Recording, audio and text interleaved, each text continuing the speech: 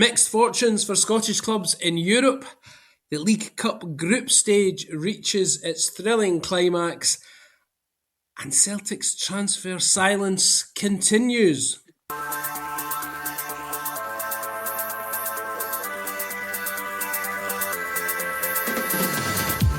Hello, I'm David Currie, and this is the Scottish Football Podcast. All the news, views and analysis you need, and maybe some you don't, on Friday the 24th of July. And Motherwell deliver a win for a Scottish side in Europe. Comes to Mirren at the edge of the box. Oh, what a goal!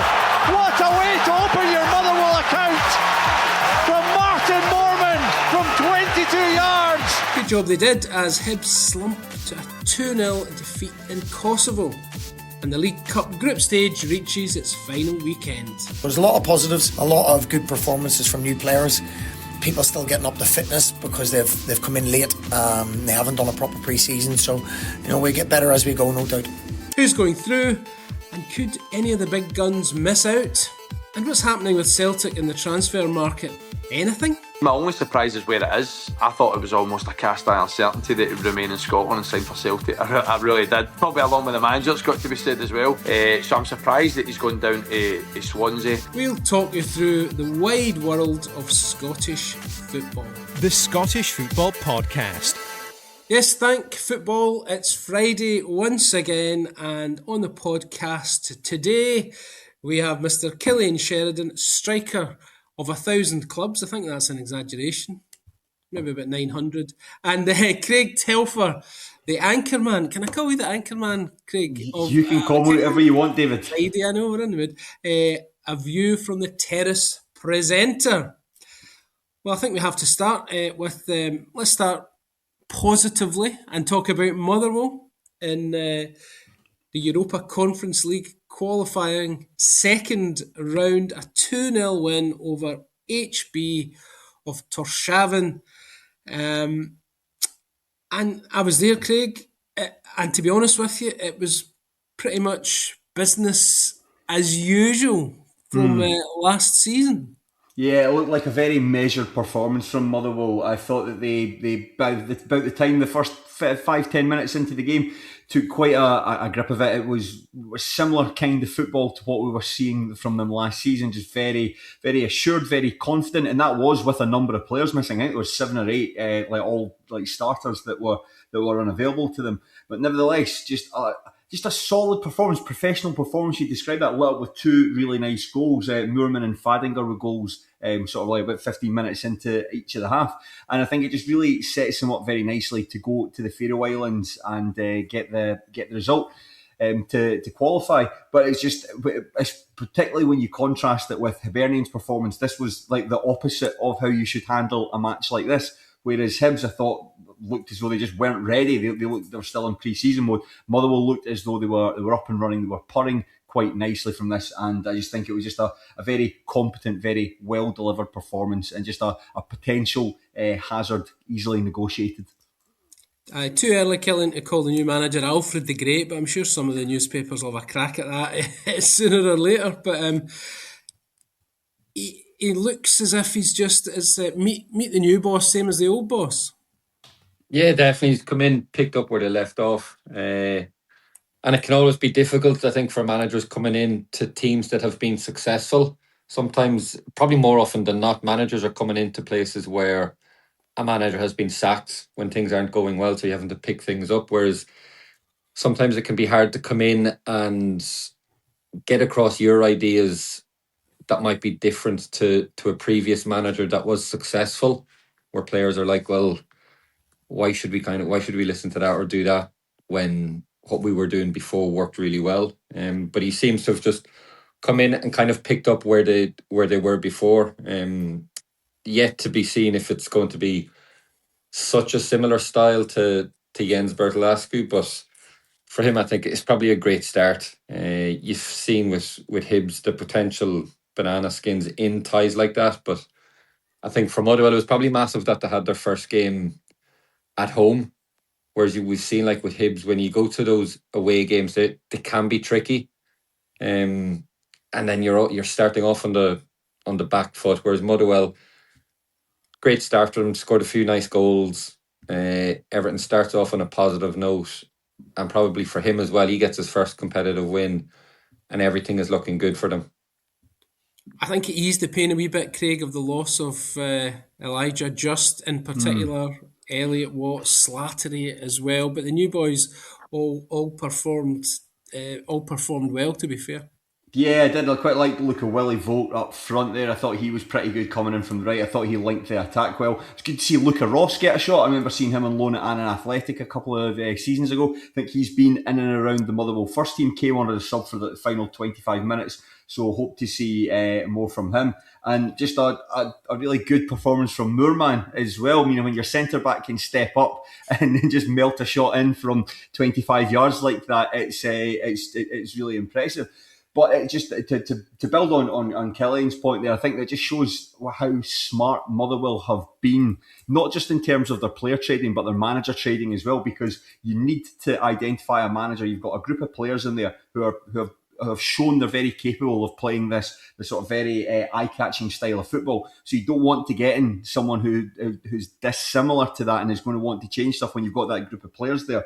So by signing a manager that wants to continue what Jens Bertolascu was doing, and then to sign a group of players who can all fit into that system, that's very important. And then on top of that, that player trading there, like selling on Elijah Just to Swansea for a club record fee, that's brilliant. That's what teams like Motherwell should be doing. I think it's difficult for supporters when you get these brilliant players in, but you only have them for like 12 months, 18 months before they're going elsewhere. But that's how the club makes money. That's how it becomes sustainable. And it's what they've been doing in the transfer business and their managerial business is perhaps a lesson for bigger clubs that we might come on and talk about later on in this podcast.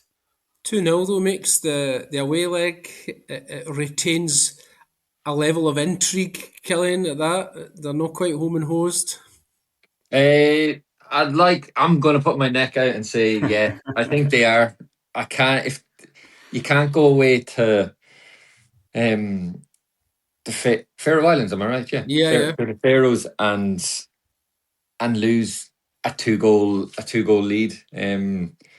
Plus, it's the Conference League. It's not the champions of the Faroe Islands. It's their Conference League positions team. So no, they can't. I'm willing to have egg on my face at the end of this, but no, they're not going to give up this lead. A player called Volts going to the Faroe Islands with a Scottish team. I'm getting flashbacks here, Craig. Yes, I I wish you hadn't said that. That's brought me out in a cold shiver there. No, I completely agree with Cillian. I thought that HB I think there was a period in the first half where they got a wee grip of the ball and were able to sort of keep Motherwell at bay, but I don't think they really posed any serious threat to them. I think that Motherwell were just better than them all across the pitch, and I'm expecting to see more of the same in the return leg. I can see Motherwell winning this 2-0, and it'll just be job done, on to the next round.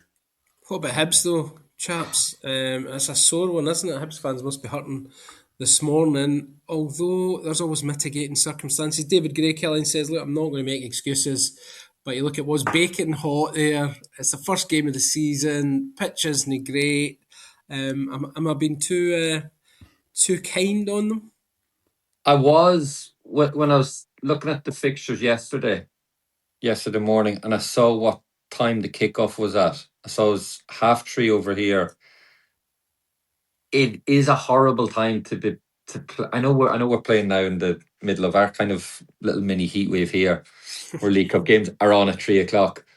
But there's a weird feeling playing early European games at that time in the middle of the day in that part of Europe during the summer. It is. I get what he's saying. It is hard. The pitch, I would imagine, was bone dry. They'll have wanted to make the conditions as tough as they could for Hibs. Used to have it a few years ago in Cyprus when you'd maybe if you get drawn with a Scandinavian team or something like that, the clubs would always try and have the games a little bit earlier in the day for the heat and take advantage of it.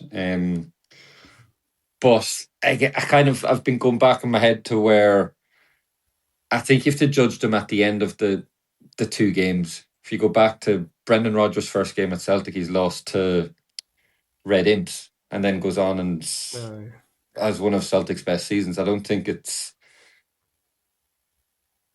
They're due criticism for losing a game like that, but I think overall you have to wait and fully judge them at the end of the tie, because Hibs come home and they could win 4 or 5-0, and then that result is instantly forgotten about. Nathan Lowe, new striker on loan from down south, Craig. He's got ambition stated to be the league's top scorer. You can't fault that, can you? But he'll need to be a wee bit sharper. Aye, no, it's like it's good to have ambition, and that's good that he wants to be the league's top goal scorer. And I thought that this will sound really weird. Other than 2 very good chances that he put past the post to bring Hibs back into the tie, I thought he actually played quite well. I actually thought Hibs were all right in this game. I bought the stream for it, and I thought that they were the better side, and they did create a couple of good openings. Lowe had those 2 chances that he should have scored from the second one, especially where it's effectively a 1-on-1, and he sort of just hits. It looked as though he wasn't aware of where he was on the pitch, if you know what I mean, which seemed strange given the fact it was a 1-on-1. But I just thought that Hibs, you could tell within about, like, kind of similar to the Motherwell game, you could tell within the first 5-10 minutes that Motherwell were going to win the match. Motherwell just looked like the better side. But in this game, Hibs looked as though it was the first match back from their summer holidays. I appreciate the conditions were really warm, and it's a pitch that isn't conducive to the kind of football that David Gray wants to see his side play. But just some of the errors they were making, I thought that the errors like Jack Iredale letting his man go for the first goal, Grant Handley at the end, it just looked really tired. And yeah, you're absolutely right in terms of what you say, that you can go into that second leg and you can win it, like say 5-0, and then you're on to the next one, and no one's going to really remember that first match. But there's no real margin for error going into this second game. Hibs are going to have to go into that second match and completely just go gung-ho, hell for leather right from the start. And I think that it's not a particularly good start for David Gray, and I think that Lowe he'd shown up quite well in pre-season, scored a couple of goals in some friendlies, but that's when it was actually chips were actually down there, and we actually needed something from him. It wasn't his most assured performance in front of goal. You fancy them to make it through, Cillian? I think so. Yeah, I think they should have enough at home. And then that's where I'm going back to. Like, if they don't, then yes, I think the criticism is fully warranted. It's not to get into too much cliches about it, but it's half time in if it's a game. So I think they deserve the credit and the chance to finish it off before we kind of jump too quickly to early season conclusions about them. Meanwhile, folks, in the League Cup, it's coming to the crunch, the final weekend in the group stage. And I've looked at all the permutations here, and I think the only group that's completely settled is Group G, Craig. Ayr United through, everyone else out. Congratulations, that's your former Stenhousemuir gaffer, Gary Naismith, going great guns in that group already. Yeah, not a surprise. When I looked at that group, I thought that when you look at the group, I think that you always look at it, the teams who are the highest ranked teams are the most likely to go through. But it's not a surprise to me that Gary Naismith's got Ayr United going already. It's brilliant to see. And I think that the big game against Falkirk, that would have been the group decider. He won that 1-0. And it's not a surprise because Gary Naismith actually does have quite a good record against Falkirk in competitive matches. So I think it augurs really well for Ayr United going into the season ahead. I think Naismith has signed very well. I think I'm really excited to see how Ross Taylor performs. He moved from Stenhousemuir to Somerset Park as well with his manager. Very fast, very tricky player. Scored a couple of goals against Stranraer as well. I think he's become quite a popular player amongst Ayr United support. So I think this is just the starter of Ayr United, what's going to be a very successful season for the Honest Men. And Falkirk need to win to finish second in the group. I don't think they can finish in the top. They can't finish Cillian as one of the 3 best runners-up. No quite how John McGlynn would have wanted to kick off the new season after the highs of last term? Oh, I thought I was done with all the talk of best placed runner up and all that all summer. Craig's going to give us the percentage chances in a minute. No, it'll be a disappointing start for Falkirk, and I know they were kind of my tip to struggle last season, and they completely made me look like an idiot then. But I think this season it's not a great start. And I was looking back on teams that have the Premier League teams that have got knocked out at the group stage of this tournament generally haven't went on to have good seasons. I think bar Kilmarnock maybe a few years ago, pretty much every team has been in the bottom two that's been knocked out. So it doesn't look too good for Falkirk early on. But in saying that, they did lose a lot of key players and stuff like that. But it'll be a disappointing start for them. I don't like the setup of the League Cup, how it starts so early. I think it rushes a lot of clubs, and especially the lower leagues, rushes a lot of clubs into putting squads together and stuff like that. And then even like some games, you having trialists play in League Cup games, which that just kind of demeans a little bit the status of an actual cup competition. But that's just my personal thoughts on it, that no one really cares about. Listen, we're hanging on every word, Cillian. Now, Mirren topped their group last season. Did they top the group? I can't remember, but they went through anyway and they went on to win the trophy. Then they finished in the bottom two in the league. They've got a big one on Sunday, the last game of the group stage. They're at home to Dunfermline. Dunfermline can still top that group, Craig. They need I need a big win in Paisley to do so, though.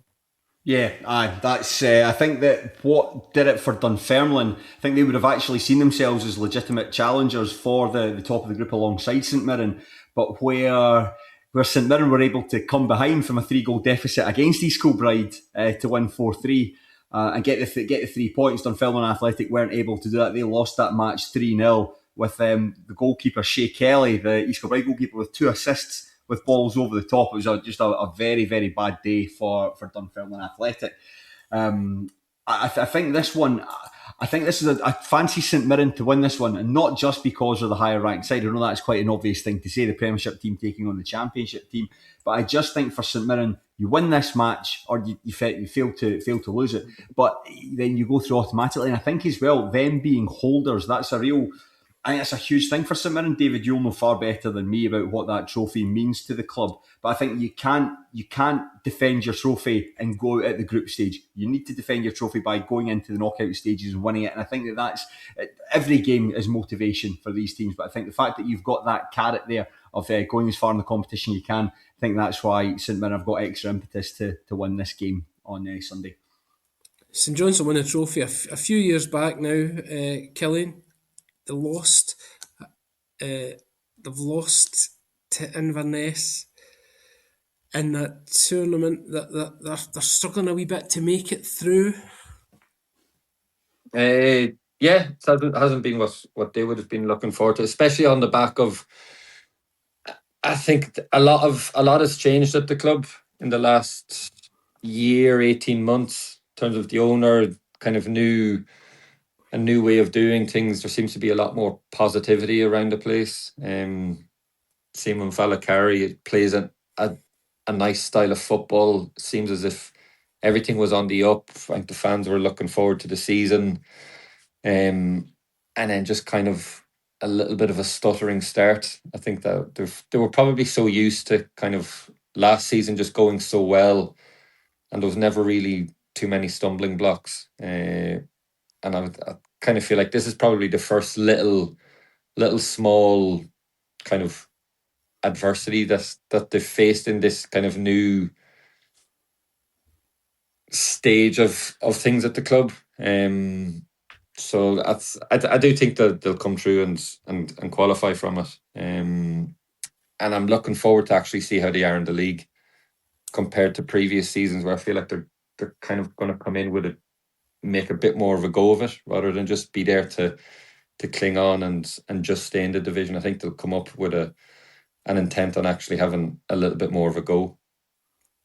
I'll have to come to you, Craig, to talk about the showstopper in Group E. Livingston, who need to beat Marvin Bartley's Stenhousemuir on Saturday, the former Livy boss, to make sure they're in the last 16 draw. A win for the Warriors sees them go through on top. Yeah. I don't think Stenhousemuir actually ever qualified. No, they haven't. Stenhousemuir have never qualified for the next round of the League Cup since this new format was brought in. So this is a really big game. I was at the Stenhousemuir's game against Partick Thistle at Firhill on Tuesday night. It finished 2-2. Stenhousemuir took a 2-goal lead before Thistle clawed it back, but Stenny went on to win in penalties to get the bonus point. And I think it was a really quite a dogged performance from the Warriors, very structured, very rigid. I think Thistle found it quite difficult to break them down. On another day, I think Thistle created the chances in the openings to actually go on and win the match. They could have actually scored a couple more goals than the two that they did. But there was something to be said about Stenhousemuir's resilience, and I think that everyone's tipping Stenhousemuir to have a difficult season ahead of them. But if they can show that same kind of determination and that same organisation that they did against Partick Thistle, and they can take that into the other games in the Championship and against Livingston, then I think it augurs well. Livingston will be favourites for this. They come into this off the back of an 8-0 win over Forfar Athletic. Forfar Athletic aren't an amazing side. That scoreline might not surprise you to my thoughts on that. But I think this is a really good gauge. I think it was really important from a Stenhousemuir perspective at this time. It's all about just gauging of how the club are going to get on in the Championship. That draw against Thistle was good. If you can get a result against Livingston, I think that's trending in a positive direction coming into the when the league starts next week. I fancy Livingston to win it, but don't see why Stenhousemuir can't get something from it. But I'll be there tomorrow, so looking forward to heading to FK5 to the Theatre of Dreams and seeing that match in action. Well, you can hear the action, follow the action live on Sports Sound from 2 p.m. tomorrow after Off the Ball at noon.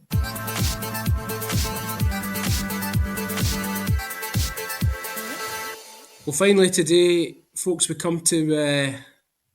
It's written here, the big summer blockbuster, but it's the lack of action at Celtic Park transfer-wise. Just the one new face in the door so far, Cillian. Not long to the new season kicks off for Celtic.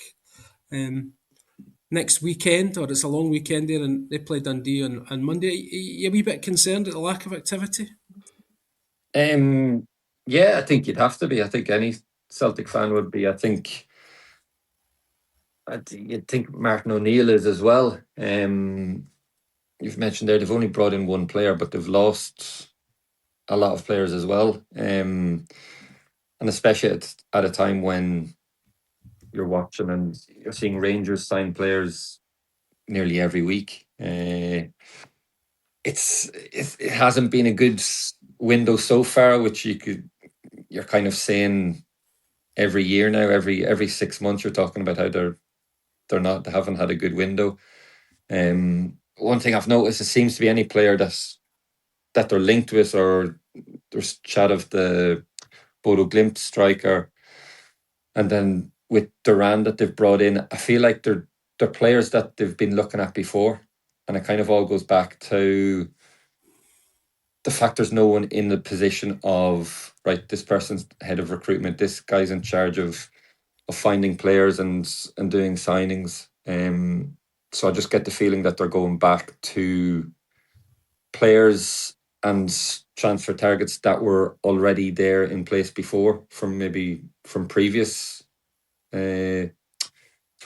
people's targets. Doesn't seem to be any players coming out of nowhere that no one has heard of. It does seem to be players that have been linked before and just like, well, we're not really being brought anyone, so let's go back to who we were looking at before. And I just think the biggest problem at the minute seems to be just the structure of how it's all happening. Like I'm saying, there's no real head of recruitment that's, like we're talking at the start about Motherwell. Motherwell have a plan in place where guys are signing, they're able to sign players if there's a manager there or not. They're signing players based on what a style of play that they want the club to play in, and then a manager can come in, he'll fit with that style and he can coach whatever players are there. And I kind of think that's the current, that's the modern model. And it's just, I think Celtic, they're putting themselves under a lot of pressure. And I don't know how much longer kind of Martin O'Neill will kind of just seem to go along with it for now. I think it's going to get to the stage where something will have to happen. Oh, it all seems a wee bit ad hoc, Craig. Yeah, Cillian's absolutely right in what he's saying there. I think it's laziness is the right word. Lazy is how I describe it. The fact that when Martin O'Neill was brought back into the club to replace Wilfred Nancy there after that didn't work out, you think, well, you've got, it was January when he came back in, you've got 5 months to appoint a successor, a long-term successor to Martin O'Neill then, who can take the club into the next era. And in amongst that time, you should be identifying players. You know there are some unsettled players within the club, guys like Daisy Maeda, Rido Hatate, guys who are probably going to look to move on this summer. You should be in the process of identifying those replacements and look to negotiate deals to bring them in. So your transfer business is all really slick. That hasn't happened. Instead, Martin O'Neill's back in the fold. And you've got like still players there who should have been moved on in maybe May or maybe last month. The fact we're on the eve of the season, one signing, and teams like Rangers, Heart of Midlothian have made loads of signings. Whether or not these guys are going to be good to take them on to the next level remains to be seen. But when you see other teams doing their transfer business and you've brought in one striker, then it really does, I think, make everyone quite antsy. And I just think it's quite just indicative of how supporters view the current setup at Celtic at the moment. It's just not really fit for purpose and quite antiquated compared to even how Motherwell are doing their business. So I think it feels like something needs to change, but it feels like something's needed to change at Celtic for a number of years now. Yeah, Cillian, it's the same old, but the same old still lands them championships. So maybe there's no need to panic. I mean, I don't know about that. I just don't. It's like the old Mick McCarthy little meme, but like they can't do it again. Like to last year, they can't keep winning like that. It can. It's teed it up. But nah, I think everyone knows. I think all the fans know. Even like you're seeing some of the players' interviews, don't even know if Callum McGregor is still going to be there. That could be that'd be a massive change, and that would be on top of everything else that hasn't happened. So I just think they're just putting themselves under enormous amounts of pressure before a ball has even been kicked, and it's like it's almost a carbon copy of last season, but actually probably worse, because everyone thought, right, they're not going to make the same mistakes as last season. Champions League qualifier, everything is going towards the exact same crash, and it's kind of the more it's gone on since then, you're kind of looking at like Brendan Rodgers' exit as kind of like his, and also I think like his silence is kind of. It's all playing out now, I think, to what he probably was alluding to. Yeah, curiouser and curiouser at Celtic. But that is all we have time for this morning. Thank you very much, folks, especially to Cillian and Craig and to you for listening. Remember, we're here with new episodes of the Scottish Football Podcast bright and early every day. So to make sure you don't miss out, subscribe on BBC Sounds and have push notifications turned on in your phone. That's it, folks. Enjoy the football and the weekend that lies ahead. For everything you need to know about your team this season, download the BBC Sport app. All the latest news, goal updates, stats and scores, and insight and analysis. Just select your club to get the biggest stories and best content at your fingertips. What a result. Download the BBC Sport app for everything you need to know about your team this season.